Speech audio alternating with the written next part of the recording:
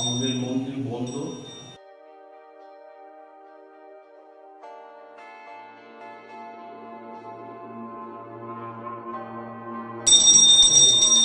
রবিবার অম্বুবাচীর জন্য মন্দির বন্ধ থাকবে এবং 10 তারিখে অম্বুবাচী থাকবে, কিন্তু আপনারা ইচ্ছা করলে 7 তারিখে রবিবারের দিন দুপুরে খেতে পারেন, মানে 3টের সময় লাগবে, তার 3টের আগে আপনারা যারা অম্বুবাচী করেন তারা কিছু খেতে পারেন। আর 10 তারিখ রাত্রি 3টের সময় ছাড়বে অম্বুবাচী। অতএব বৃহস্পতিবার 11 তারিখ আমরা এখানে মন্দির খুলে পুজো দেবো, মায়ের মহা স্নান হবে, আপনারা আসবেন দয়া করে দেখবেন। তো 11 তারিখ সকাল 11টা থেকে বড় মায়ের স্নান, তো তারপরে বড় মায়ের পূজা। তো তোমরা সবাই আসবে।